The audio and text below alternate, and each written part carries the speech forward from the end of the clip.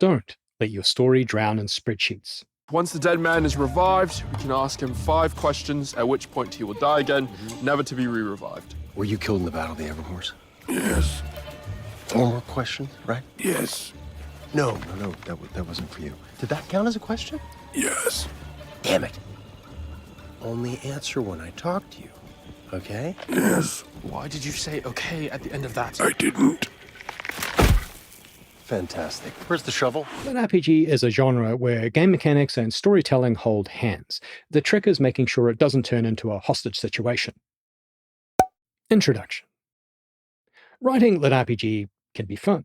You essentially get to play act as a developer, either of tabletop or computer games, without having to put in the years of work into another profession. You also get to create immersive worlds, craft intricate leveling systems, and finally, give your meticulously built setting the starring role it deserves. What's not to like? But there's a trap. Get too wrapped up in mechanics and you forget to tell a story or put characters in it. If you're afraid your book reads more like patch notes than a novel, you've got yourself a problem. If your protagonist spends more time explaining their inventory than actually using it, you might be entering the new genre of spreadsheet fiction. So how do you write LitRPG that's engaging, immersive, and doesn't drown in stats? Let's pick a path to victory. Balancing mechanics and story, avoiding spreadsheet fiction.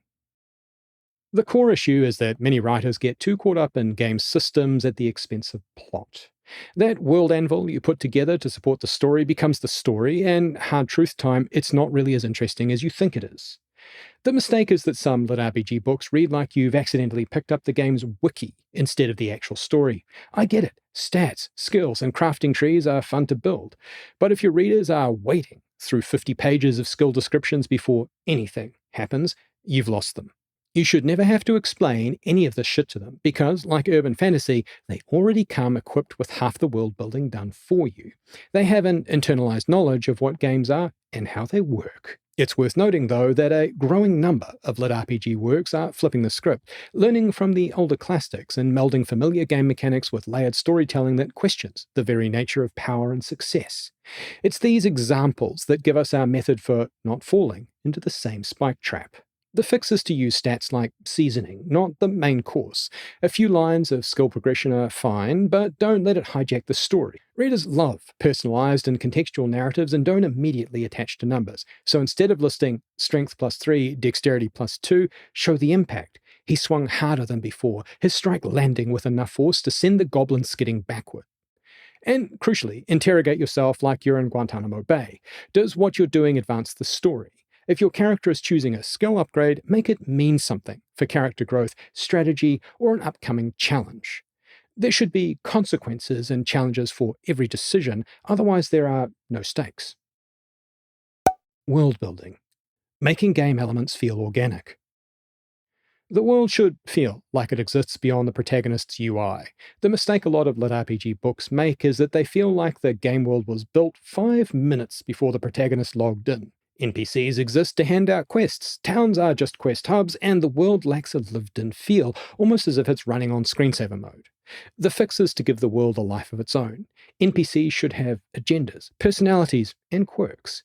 Maybe the blacksmith's got gambling debts, or the innkeeper secretly funds a rebellion.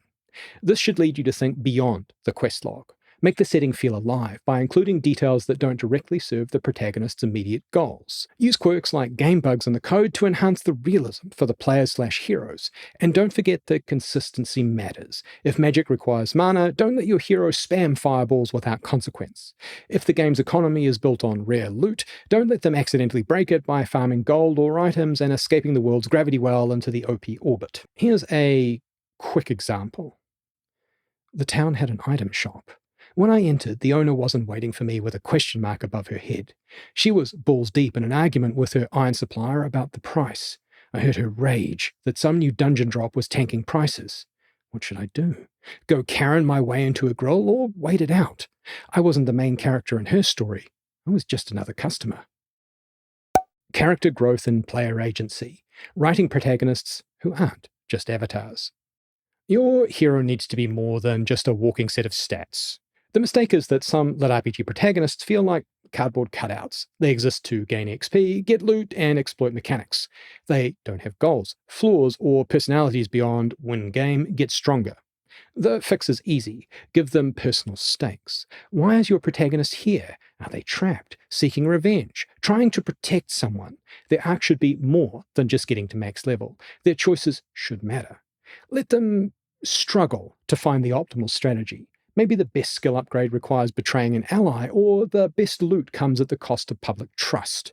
Does this provide an angle for a moral dilemma? Flaws make heroes interesting. A protagonist who never struggles, never doubts, and always wins with perfect efficiency isn't a character, they're a caricature, a power fantasy checklist. Some contemporary LitRPGs intentionally embrace these tropes as a backdrop to explore themes of sacrifice and the hidden cost of power, which deepens the narrative in unexpected ways. Here's a quick example. The +5 sword of infinite destruction made my palms itch when I held it. This could short-circuit my fight with Grondar the Invincible, because we all want to know what happens when the infinite meets the invincible. But it belonged to the warrior father of Meredith, and I was really hoping to meet her in the real, you know? Should I keep it? I'd never shake the feeling I'd stolen something that wasn't mine. And Meredith would know. Common pitfalls and how to avoid them. Avoiding the most common writing sins of the genre can be done with a quick checklist. Avoid info dumps. Red flag, here's a 3,000-word breakdown of the game's economy before the first quest. Fix, give players just enough to understand what's happening. Readers will pick up the rules as they go, just like in real games. Jettison your OPMC. Red flag, by Chapter 2 I had unlocked Ultimate God mode and one-shot the Demon Lord. Fix, struggles create tension.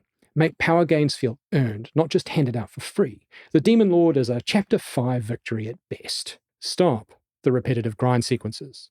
Red flag, I spent 5 chapters farming boars for XP.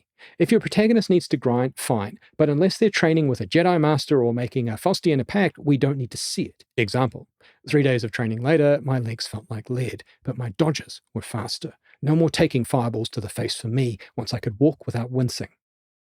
Conclusion. LitRPG is a game. Make it a good one.